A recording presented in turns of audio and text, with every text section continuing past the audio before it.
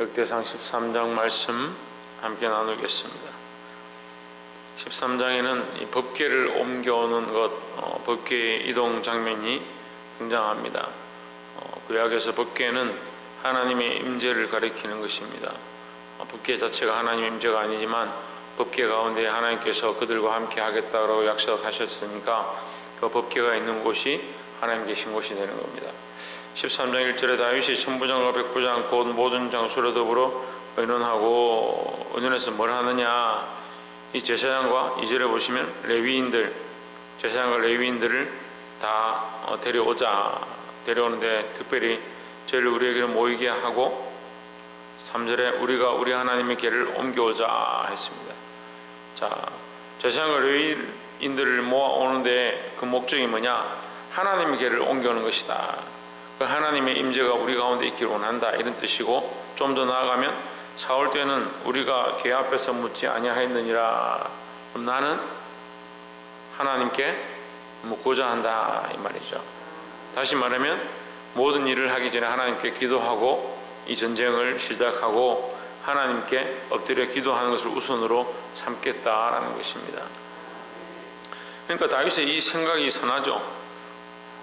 그가 뭘 하려고 하느냐, 내가 이 하나님의 궤를 가지고 나의 권위를 세우려고 한다, 아니면 나의 권력을 잡으려고 한다, 그런 뜻이 아니라 하나님의 궤를 가지고 와서 나는 하나님께 묻고자 한다. 자, 우리가 이거 하나님 앞에 늘 기도하고 하나님께 묻는 그런 삶을 살아야 된다라는 거죠. 우리의 우선은 오늘 하루를 살아갈 때 왜 새벽 제단을 쌓느냐, 오늘 하루를 살 때 하나님께 묻고 하나님 원하시는 길로 걸어가고, 내가 실수하지 아니하고 발을 헛디디지 아니하고 오늘 하루 하나님의 말씀대로 살아갈 수 있도록 하나님 우리를 인도해 주시옵소서, 하나님께 묻는 거예요. 그래서 이 하나님의 궤를 가지고 오는 것, 다윗이 이 나라를 다스릴 때에 하나님께 먼저 묻겠다. 사울은 그렇게 하는 것처럼 하면서 자꾸 어떻게 했느냐, 자기가 원하는 대로 자기 생각대로 이렇게 했다는 거죠. 그래서 우리는 하나님께 묻는 습관, 하나님 앞에 기도하는 습관을 늘 가지시기를 소망합니다. 또한 두 번째로 6절에 보시면 다윗이 온 이스라엘 거느리고 바알라 곧 유다에 속한 기란 야아림에 올라가서 여호와 하나님의 궤를 메어 오려 하니, 이는 여호와께서 그 두 그룹 사이에 계심으로 그 이름으로 일컫는 궤라. 두 그룹 사이에 계심으로 그 이름으로 일컫는, 그 이름은 뭡니까? 스스로 있는 자다. 스스로 있는 자. 하나님은 당신의 이름으로 일컬음을 받는다. 그러니까 하나님의 이름을 우리가 함부로 부를 수가 없다. 그 여호와 그의 이름을 우리가 함부로 부를 수 없다. 하나님 스스로 있는 자다. 사람이 어떻게 형상으로 만들거나 사람이 어떻게 자기 마음대로 할 수 없는 스스로 있는 자, 자존자다. 우리 모든 인간들은 뭐예요? 우리 인간들은 뭐예요? 자존자가 아닙니다. 우리 스스로 있는 게 아니에요. 우리는 부모를 통해서 태어난 것이고, 이 세상에 존재하는 것도 생명들을 통해서 이렇게 이어지는 것이지, 갑자기 스스로 존재한다, 자존자가 아니다. 인간들은 자존자가 아니다는 거예요. 자존자인 것처럼 착각하는 사람들이 있어요. 자기가 스스로 있는 것처럼 자기 혼자가 있으면 되고 자기가 왕인 줄 착각한다는 거예요.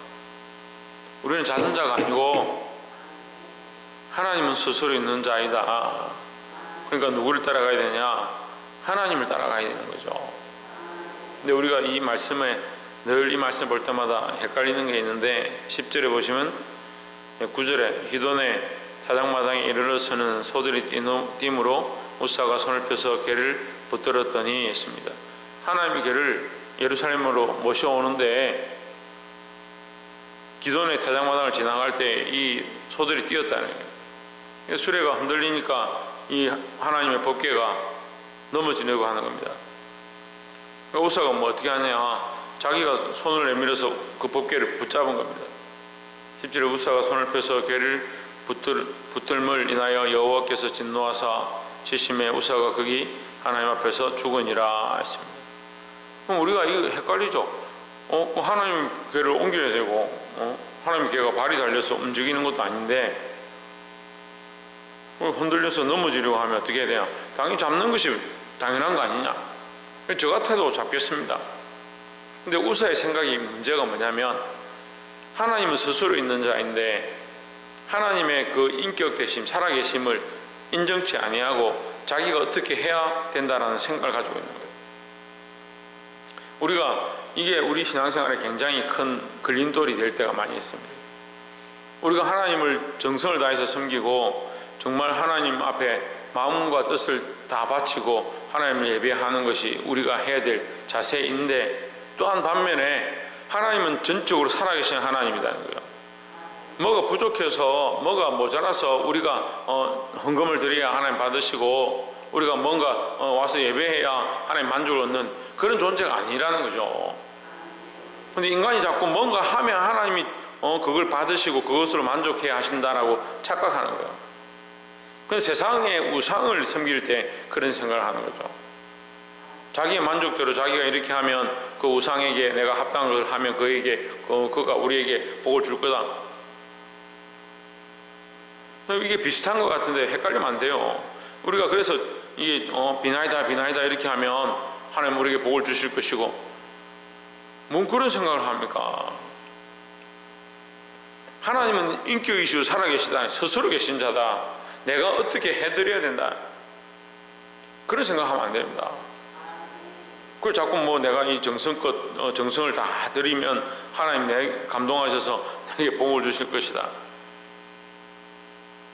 물론 우리가 하나님 앞에 충성을 다하고 우리 할 것들을 다 해야 하지만, 이 하나님의 존재 자체를 아주 수동적이고 그냥 머물러 있는 존재이고, 그러니까 우리가 뭔가 이렇게 최선을 다해서 해드려야 된다. 이게 잘못된 신앙관이라니까요. 병원에 누워있는 환자를 우리가 닦아서 잘 해주고 좋은 음식 장만해가지고 먹여드리고 그렇게 하면 돌아가실 때 우리에게 유언으로 복을 줄 거다, 그런 거 하는 것도 아니고, 하나님 살아계신 인격이시고 살아계신 존재라니까요. 여러분, 이 중심이 바뀌어야 됩니다. 우리 생각들이 바뀌어야 되는 거예요. 내가 정성을 다하지 않으면 안 된다. 정성을 다하는 건 당연한 거고요. 우리 하나님의 살아계심, 하나님의 전능하심, 하나님의 능치 못함이 없으심, 그걸 우리가 믿는 거잖아요. 사실은 우리가 도움받아야 될 것은 우리가 하나님께 은혜를 입고 하나님의 그 도움으로 살아가고 있는 것이, 우리가 뭔가 이렇게 하면 그 대가를 받는 게 아니에요. 이미 우리가 하나님 앞에 1만 달란트 빚졌고 큰 은혜를 입었는데 자꾸 내가 이만큼 해서 복을 받고 이만큼 하면 또 뭔가 받고, 은행에다 돈 맡겨놓고 타는 것도 아니고, 너 자꾸 계산을 하는 거예요. 계산을. 내가 좀 충성하고 봉사했는데 왜 내게 복 주지 않냐? 이게 복 받으려 충성한 거예요.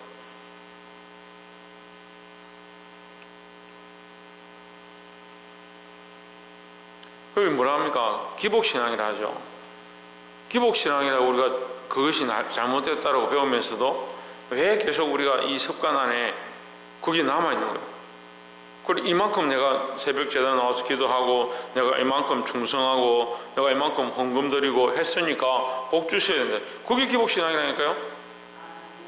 우리가 이미 복을 받았다니까요. 우리가 감당할 수 없는 복이 하나님의 은혜고, 어제도 말씀을 나눴지만 하나님의 사랑이 우리에게 이렇게 나타난 바 되었으니 하나님이 자기의 독생자를 우리에게 보내심은 우리를 살리려 하십니다.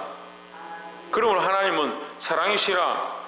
그 하나님 이미 우리에게 그 사랑을 주셨고 자기의 독생자를 우리에게 보내주셨고 우리를 위해 죽게 하셨고 우리를 구원하셨는데, 그러면 내가 하나님 앞에 나와 충성하고 헌신하는 것이 복 받으려고 하느냐? 그게 아닌 줄 아는데도 계속 내가 이만큼 하면 복을 받고 자손들이 잘 되고, 이미 복 받았다니까요. 이미 내게 복음의 증거가 있고 내가 예수를 알고 있다는 사실이 복이고, 내 자녀들에게 이 복음의 은혜를 가르치고 전달한 것이 이미 큰 복이라는 거죠. 여러분, 이게 정말 어려운 문제지만, 조그만 차이지만 우리가 이 기복신앙 버려야 됩니다.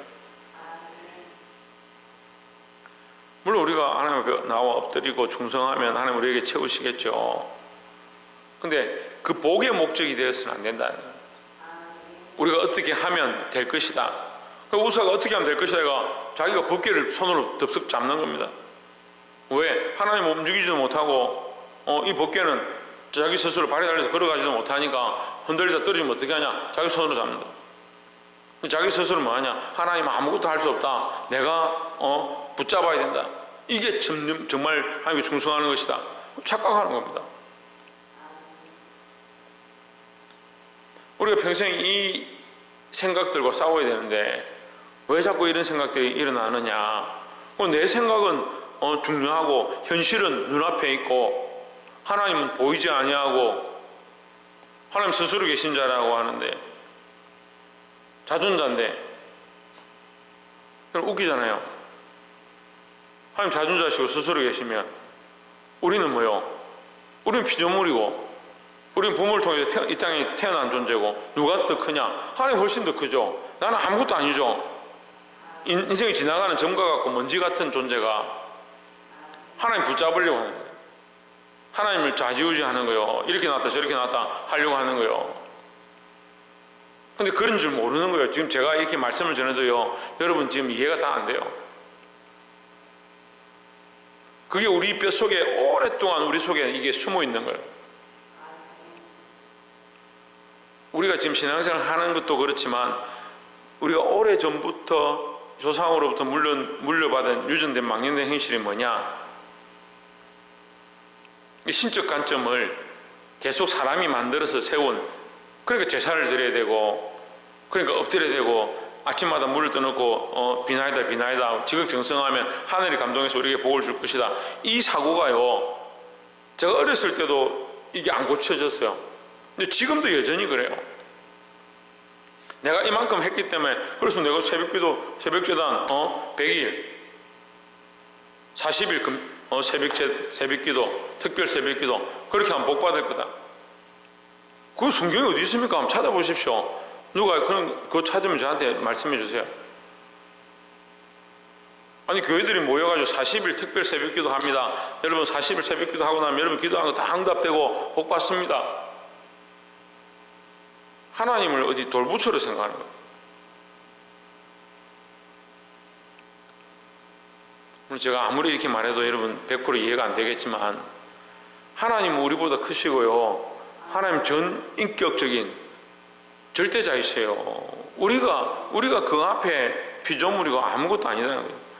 우리에게 뭐가 더 급하냐, 더 중요하냐? 하나님을 전능자로, 하나님을 창조자로, 하나님을 자존자로 우리가 인정하는 것이 더 중요하다는 거죠.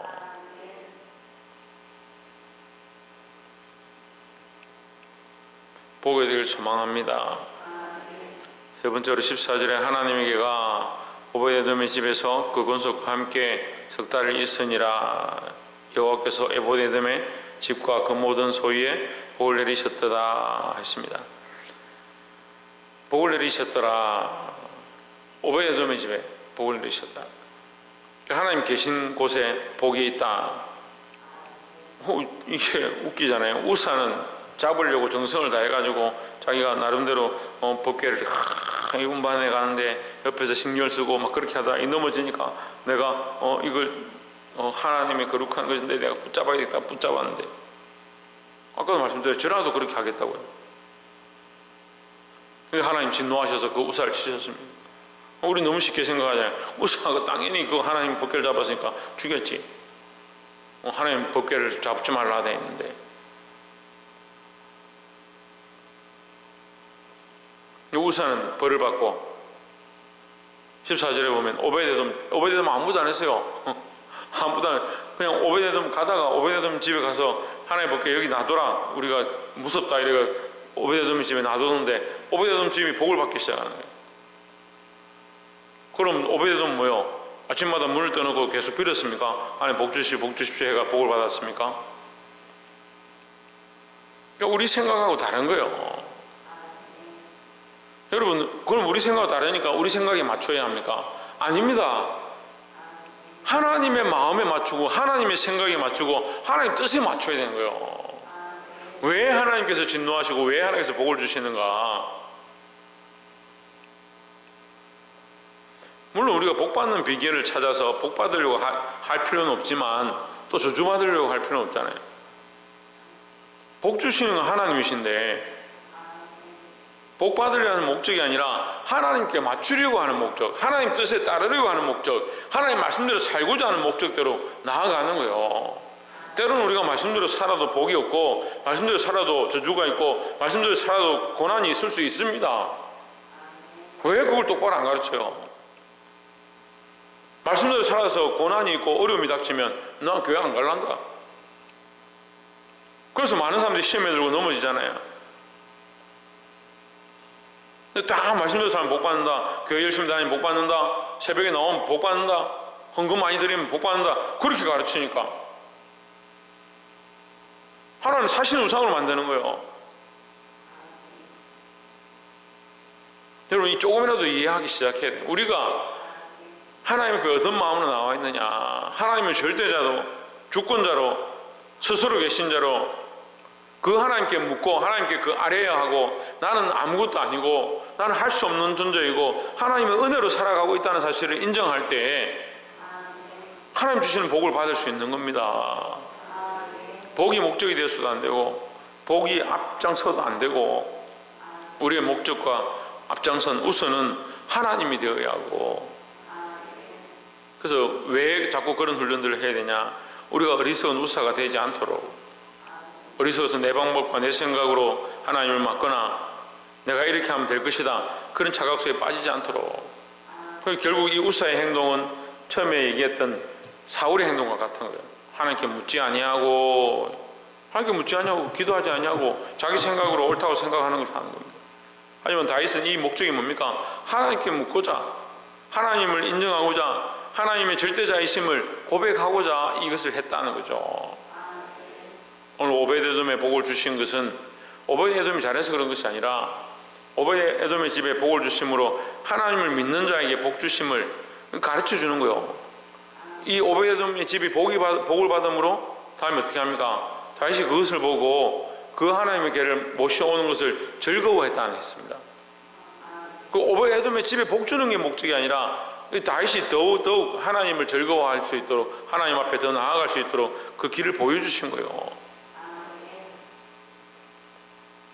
말씀을 맺겠습니다. 우리가 내 믿음으로 살아서 복받는 것들, 믿음의 사대가 되면 집안이 잘 되고 하나님 역사하시는 것도 우리가 보는 경우들이 많이 있습니다. 복의 목적이 아니지만 하나님 따라 사고 하나님 말씀대로 걸어가는 자에게 복 주시는 것은 당연한 겁니다. 우리가 이 복의 목적을 두지는 않지만 하나님을 절대자로, 하나님 창조자로, 하나님 전능자로 우리가 인정할 때 주께서 우리에게 채우시는 은혜가 있다라는 거죠. 그리 아니하실지라도, 말은 그리 아니하실지라도 이렇게 하면서 그리 아니하면 왜 그리 아니합니까? 그러지 말고 믿음을 지키시고 이 약한 세대 가운데 하나님 앞에 엎드리며 기도하는 저와 여러분 되시기를 주의 이름으로 축복합니다. 기도하겠습니다.